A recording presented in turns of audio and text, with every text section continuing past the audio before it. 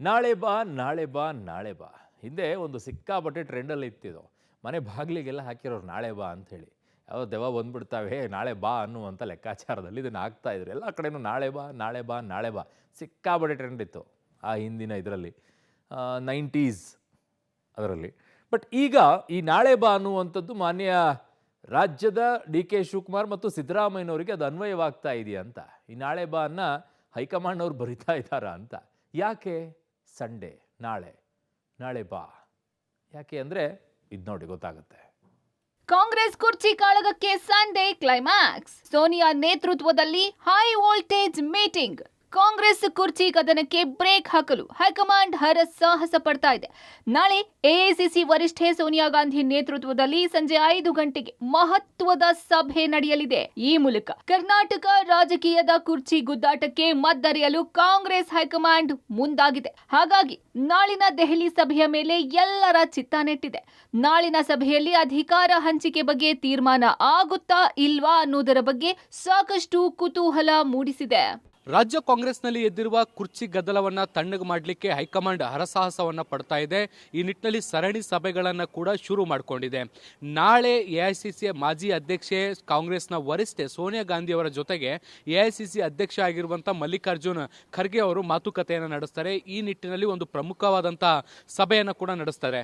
ರಾಜ್ಯದಲ್ಲಿ ವಿದ್ಯಮಾನಗಳು ಆರಂಭವಾಗಿ 2 ವಾರಗಳಾದರೂ ಕೂಡ ಹೈಕಮಾಂಡ್ನಲ್ಲಿ ದೊಡ್ಡ ಮಟ್ಟದ ಸಭೆಗಳು ಆಗಿರಲಿಲ್ಲ. ಆದರೆ ಇದೇ ಮೊದಲಿಗೆ ಅಂದ್ರೆ ಮಲ್ಲಿಕಾರ್ಜುನ್ ಖರ್ಗೆ ಅವರು ರಾಹುಲ್ ಗಾಂಧಿ ಅವರನ್ನ ಭೇಟಿಯಾದ ಬಳಿಕ ಮೊದಲ ಬಾರಿಗೆ ಸೋನಿಯಾ ಗಾಂಧಿ ಅವರನ್ನ ಕೂಡ ಭೇಟಿ ಆಗ್ತಾ ಇದ್ದು, ರಾಜ್ಯದ ವಿದ್ಯಮಾನಗಳು, ಮುಖ್ಯಮಂತ್ರಿಗಳ ಬದಲಾವಣೆ ವಿಚಾರಕ್ಕೆ ಸಂಬಂಧಪಟ್ಟಂತೆ ಎದ್ದಿರುವ ಗೊಂದಲಗಳಿಗೆ ಸಂಬಂಧಪಟ್ಟಂತೆ ಚರ್ಚೆ ಮಾಡ್ತಾರೆ ಅನ್ನುವಂತಹ ಮಾಹಿತಿಗಳು ಕೂಡ ಲಭ್ಯ ಆಗಿರುವಂಥದ್ದು.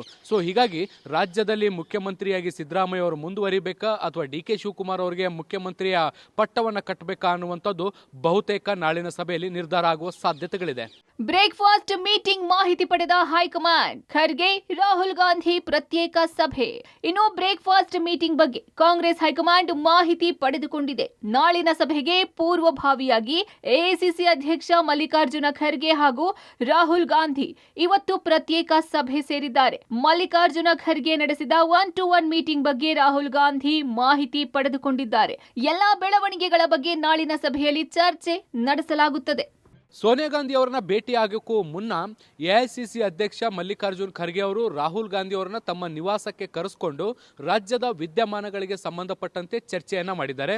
ಸುದೀರ್ಘವಾಗಿ 2 ಗಂಟೆಗಳ ಕಾಲ 1-to-1 ಸಭೆಯನ್ನು ನಡೆಸಿದಂತ ಮಲ್ಲಿಕಾರ್ಜುನ್ ಖರ್ಗೆ ಅವರು ರಾಜ್ಯದ ವಿದ್ಯಮಾನಗಳು, ಸ್ಥಿತಿಗತಿಗಳು ಮತ್ತೆ ರಾಜಕೀಯ ಬೆಳವಣಿಗೆಗಳಿಗೆ ಸಂಬಂಧಪಟ್ಟಂತೆ ಚರ್ಚೆಯನ್ನ ಕೂಡ ಮಾಡಿದ್ದಾರೆ.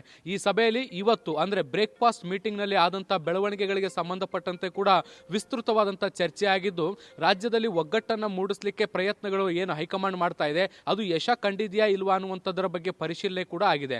ಮುಂದಿನ ಹಂತದಲ್ಲಿ ಬಹುತೇಕ ಈ ಒಂದು ಏನು ಅಂತಿಮ ತೀರ್ಮಾನ ಏನಾಗಬೇಕು ಅನ್ನುವಂಥದ್ರ ಬಗ್ಗೆ ಕೂಡ ಚರ್ಚೆಗಳಾಗುವ ಸಾಧ್ಯತೆಗಳಿದೆ. ನಾಳಿನ ಸಭೆಯಲ್ಲಿ ಫೈನಲ್ ನಿರ್ಧಾರ ಆಗುತ್ತಾ? ಸಿಎಂ ಡಿಸಿಎಂ ಜೊತೆ ಮತ್ತೊಂದು ಸಭೆನಾ? ಡಿಸೆಂಬರ್ ಮೊದಲ ವಾರದಲ್ಲಿ ಸಭೆ ಸಾಧ್ಯತೆ.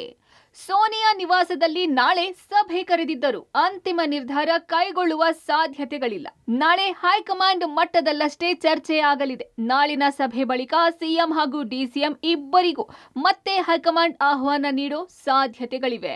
ಪಬ್ಲಿಕ್ ಟಿವಿಗೆ ಸಿಕ್ಕಿರೋ ಮಾಹಿತಿಗಳ ಪ್ರಕಾರ ಡಿಸೆಂಬರ್ ಮೊದಲ ವಾರದಲ್ಲಿ ಸಭೆ ನಡೆಯೋ ಸಾಧ್ಯತೆಗಳು ಹೆಚ್ಚಾಗಿವೆ.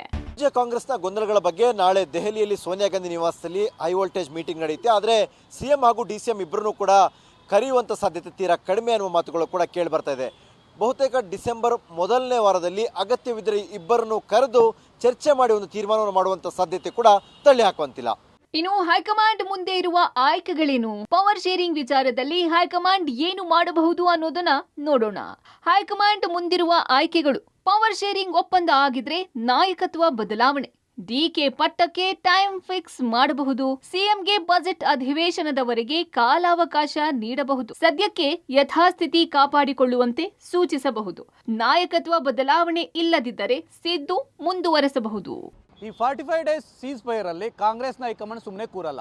ಏನೆಲ್ಲ ಆಪ್ಷನ್ಗಳಿದೆ, ಯಾವ ಆಪ್ಷನನ್ನು ಒಂದು ರೀತಿಯಲ್ಲಿ ಎಕ್ಸಿಕ್ಯೂಟ್ ಮಾಡಿದ್ರೆ ಏನೆಲ್ಲ ವರ್ಕೌಟ್ ಆಗ್ಬೋದು, ಈ ರೀತಿಯ ಪ್ಲಾನ್ಗಳನ್ನು ಮಾಡೇ ಮಾಡುತ್ತೆ. ಪ್ರಮುಖವಾಗಿರ್ತಕ್ಕಂಥ ಕಾಂಗ್ರೆಸ್ನ ಹೈಕಮಾಂಡ್ ಮುಂದೆ ಸಾಕಷ್ಟು ಆಪ್ಷನ್ಗಳಿದೆ. ಒಂದು ವೇಳೆ ಏನಾದರೂ ಪವರ್ ಶೇರ್ ಅವತ್ತು ನಿಗದಿ ಆಗಿದ್ದರೆ, ಪವರ್ ಶೇರ್ ಒಪ್ಪಂದ ಆಗಿದ್ದೇ ಆಗಿದ್ದರೆ ಖಂಡಿತವಾಗಿ ಕೂಡ ನೀವು ಬಿಟ್ಕೊಟ್ಬಿಡಿ ಅಂತೇಳಿ CM ಸಿದ್ದರಾಮಯ್ಯ ಅವರಿಗೆ ಸೂಚನೆ ಕೊಡ್ಬೋದು. ಅದು ಸಂಕ್ರಾಂತಿ ಬಳಿಕ ನೀವು ಬಿಟ್ಕೊಡ್ಬೇಕಾಗತ್ತೆ ಅಂತಲೂ ಕೂಡ ಹೇಳ್ಬೋದು. ಒಂದು ವೇಳೆ ಏನಾದರೂ ಆ ಒಪ್ಪಂದ ಆಗದೇ ಇದ್ದರೆ ಯಥಾಸ್ಥಿತಿ ಸದ್ಯಕ್ಕಿರಲಿ, ಈ ವರ್ಷ ಬೇಡ, ಮುಂದೆ ನೋಡ್ಕೊಳ್ಳೋಣ ಅಂತಲೂ ಕೂಡ ಸ್ಪಷ್ಟವಾಗಿ ಕಾಂಗ್ರೆಸ್ ಹೈಕಮಾಂಡ್ ಸೂಚನೆ ಕೊಡ್ಬೋದು. ಅಲ್ಲ, ಪವರ್ ಶೇರ್ ಇದೆ, ಜೊತೆಗೆ ಈಗ ಸಾಧುವಲ್ಲ, ಒಂದು 3 ತಿಂಗಳು ಬಜೆಟ್ ಆಗಲಿ, ಆ ನಂತರ ಬಿಟ್ಕೊಡ್ತೇನೆ ಅಂತ ಸಿದ್ದರಾಮಯ್ಯ ಮನವಿ ಮಾಡಿಕೊಂಡ್ರೆ ಆ ಮನವಿಯನ್ನು ಪುರಸ್ಕಾರನ ಮಾಡ್ಬೋದು, ತಿರಸ್ಕಾರನ ಮಾಡ್ಬೋದು. ಹಾಗಾಗಿ ಕಾಂಗ್ರೆಸ್ನ ಹೈಕಮಾಂಡ್ ಮುಂದೆ ಇರತಕ್ಕಂಥ ಆಪ್ಷನ್ಗಳಲ್ಲಿ ಯಾವುದನ್ನು ರಾಹುಲ್ ಗಾಂಧಿ ಪಿಕ್ ಮಾಡ್ತಾರೆ ಮತ್ತು ಸೋನಿಯಾ ಗಾಂಧಿ ಯಾರಿಗೆ ಅಧಿಕೃತ ಮುದ್ರೆ ಒಪ್ತಾರೆ, ಇದೆಲ್ಲವೂ ಕೂಡ ಕಾದು ನೋಡಬೇಕಾಗಿದೆ. ಒಟ್ನಲ್ಲಿ ನಾಳಿನ ಸಭೆ ಕುತೂಹಲ ಕೆರಳಿಸಿದ್ದು, ಹೈಕಮಾಂಡ್ ಏನ್ ನಿರ್ಧಾರ ಕೈಗೊಳ್ಳುತ್ತೋ ಕಾದು ನೋಡಬೇಕಿದೆ. Bureau report, public TV.